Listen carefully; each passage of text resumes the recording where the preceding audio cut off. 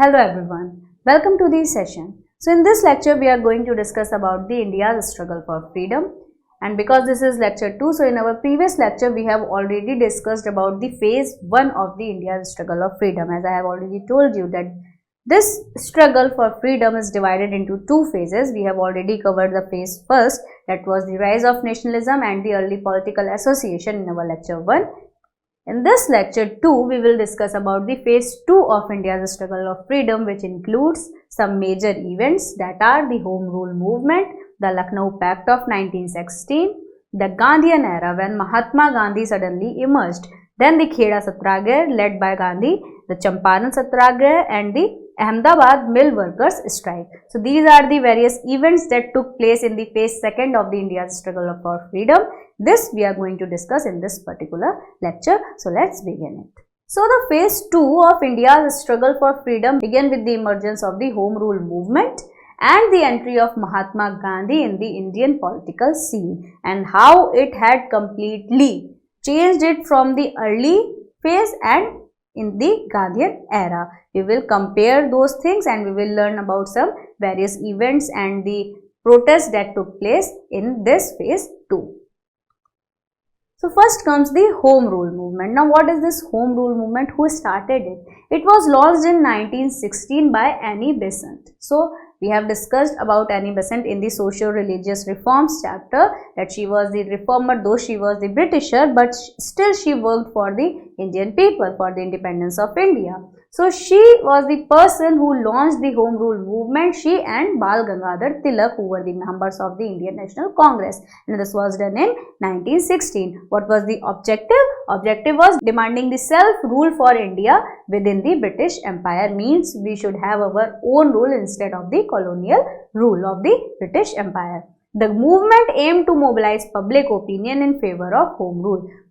During this time, many people were liking the approach of the British government of the colonial rule. Why? Because India was facing a lot of poverty, because lot of invasions took place and that had weakened the Indian economy. And because of the drain of wealth theory also, this has also weakened the Indian economy.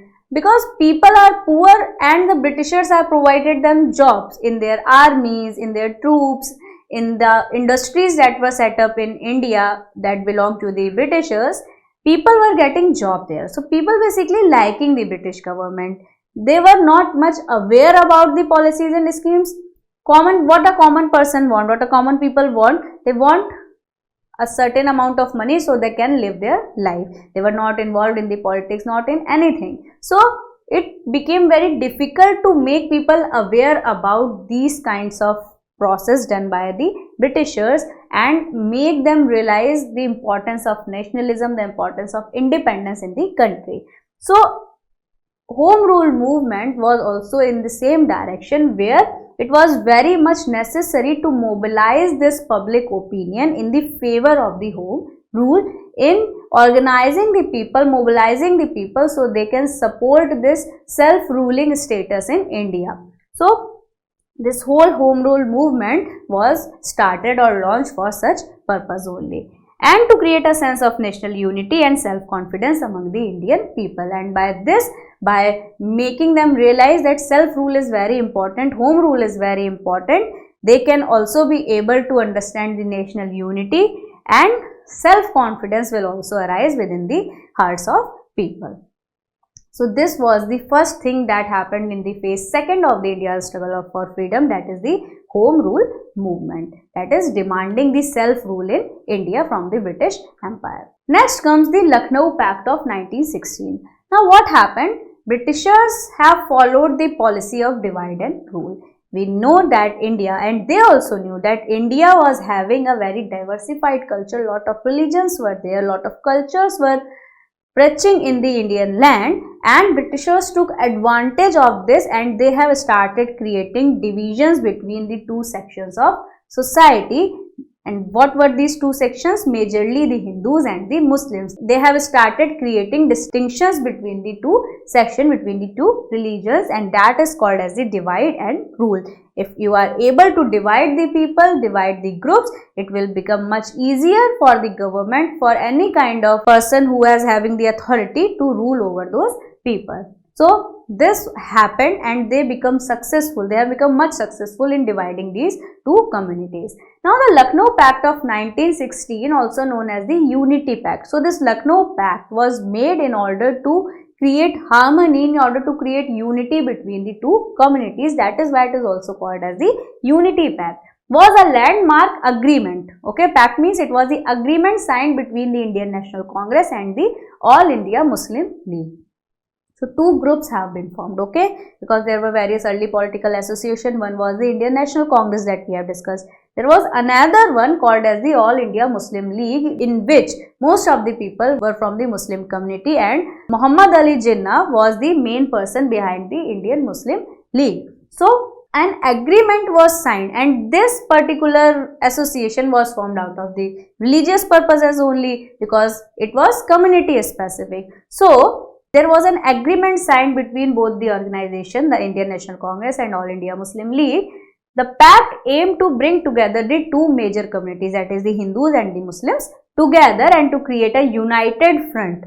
It is very important to unite the two major communities, two major groups of the society, so it will become much easier to fight against the British government, British colonialism. So in order to create a united front against the Britishers, it was very important to join these two major communities, the Hindus and the Muslims, and their particular associations, the All India Muslim League and the Indian National Congress, agreed upon a pact that is called as the Lucknow Pact of 1916. After this pact, when this agreement was signed, these two communities, these two associations started working together, organizing their people. The Indian National Congress were gathering all the people, and the All India Muslim League were gathering the Muslim community, the people belonging to the Muslim religion. They were organizing them, they were getting them together, and both of the communities now are working together in order to raise their voices against the British colonial rule. So this is about the Lucknow Pact of 1916. The pact also provided for the sharing of power between the two communities and marked a significant step towards the goal of Indian independence. Now it is very important to share the power. Supposedly, Indian National Congress is having certain kinds of power in their hand, because an association was formed during the British government, during the British rule, and in that many Indians were there. So definitely they are having certain kinds of power, some administrative powers within them also. Now with the pact, with the agreement between the All Indian Muslim League and the Indian National Congress, this pact, this agreement also provided for the sharing of power between the two communities, means between the members of the two different groups. And this was also one of the very significant step towards the independence of India. Now next comes the Gandhian era. Gandhian era means when Mahatma Gandhi arrived. So this period or this era lasts from 1917 to 1947 till the independence. The Gandhian era, which lasted from 1917 to 1947, was characterized by the emergence of Mahatma Gandhi. It is named after Mahatma Gandhi only as the leader of the Indian nationalist movement. Mahatma Gandhi, when returned from South Africa, he had seen that there was so many atrocities done by the Britishers upon the Indian people, and suddenly with his non-violent approach towards getting the freedom, Mahatma Gandhi turned out into a greatest leader of Indian nationalist movement. Gandhi's philosophy of non-violence and civil disobedience or satyagraha became the hallmark of the Indian independence movement. Now what Gandhi had done here, we have seen that two groups were formed, the moderates and the extremists in the Indian National Congress. Moderates were the people who were of the approach that it is necessary to work together with the British government, with the British authorities, and maintain a dialogue with them. But the extremists were the approach of non-cooperation and civil disobedience. What Gandhi had done, the extremists have followed the radical approach and the moderates have followed the peaceful approach. What Gandhi had done, he had taken the non-violence philosophy as well as the civil disobedience philosophy.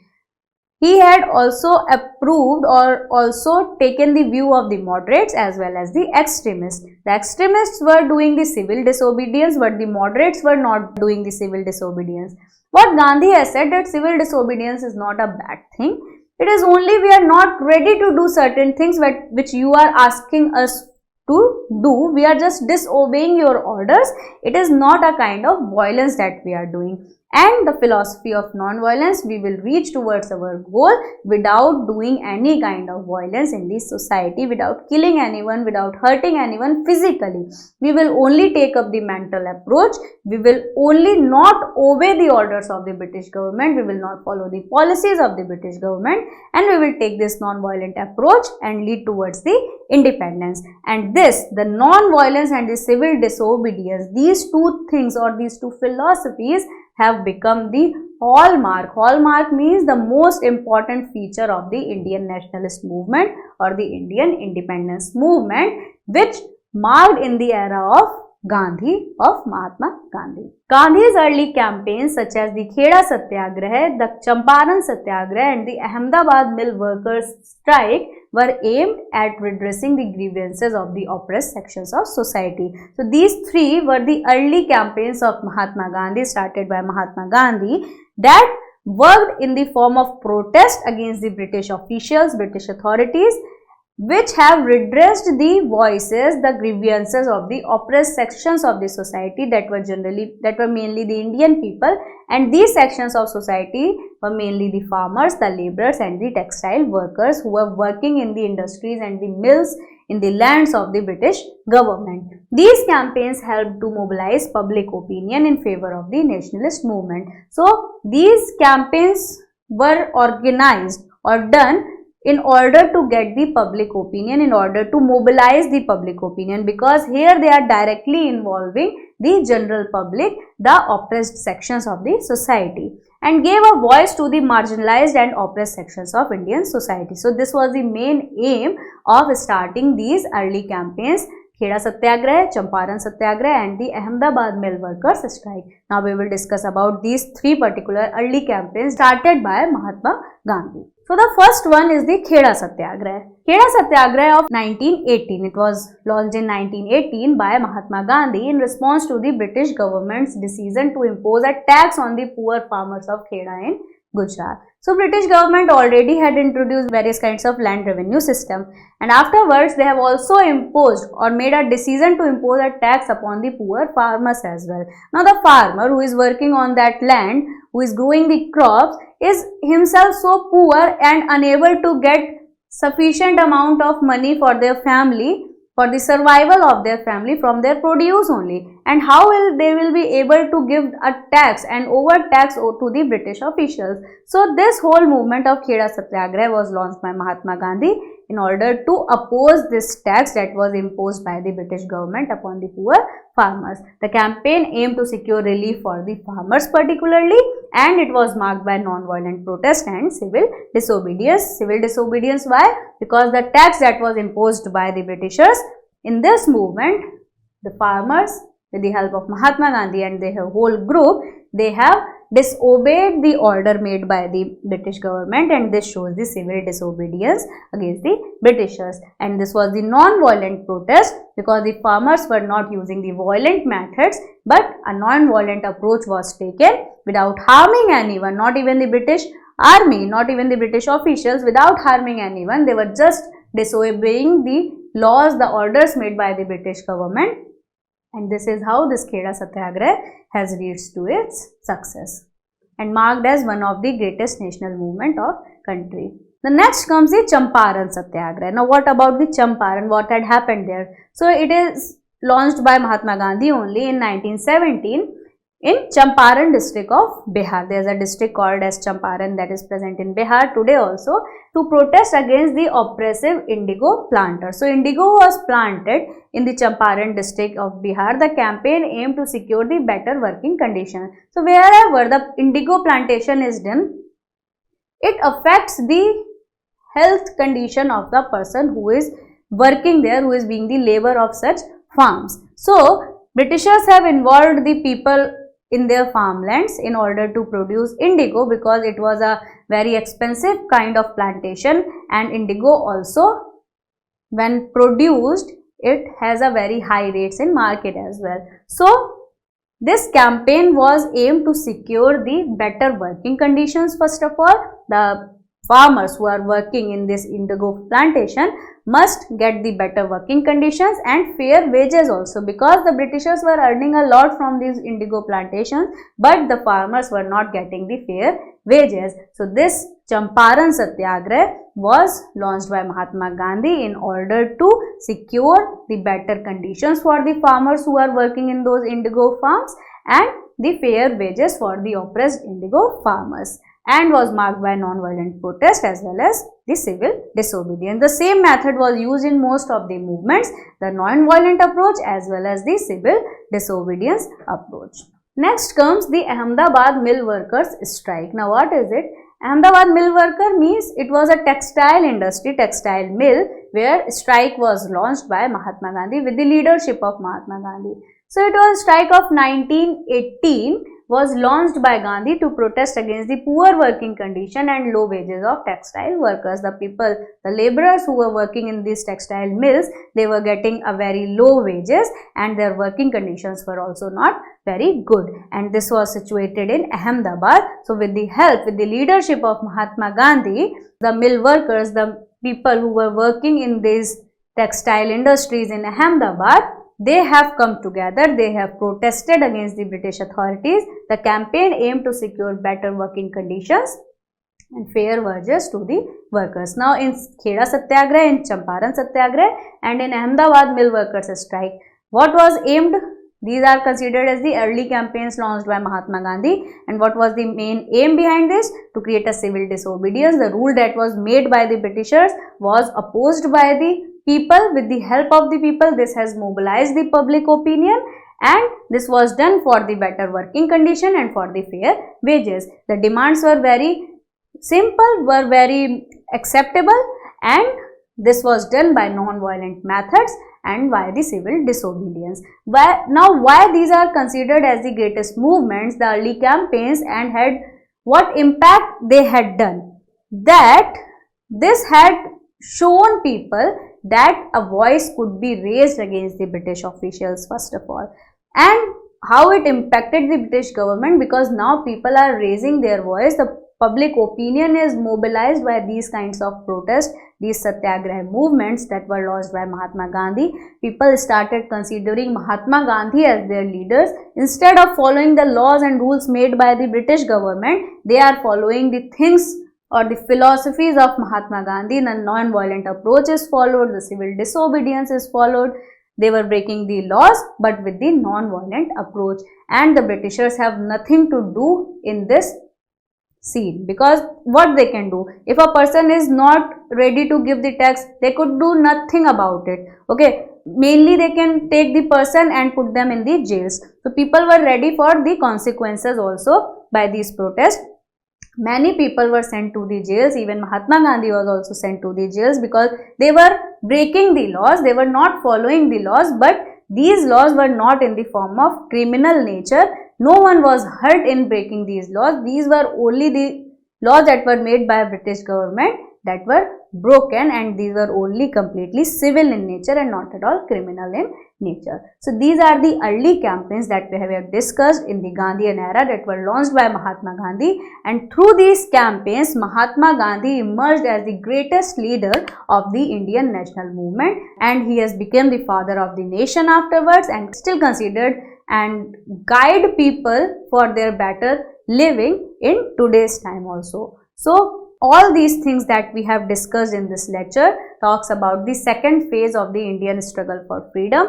These were the struggles that were done by the people, or these were the beginning of the approach towards the independence. Various protests, various campaigns launched by the Indians have led towards the independence of the country finally. So for now, this is it in this lecture.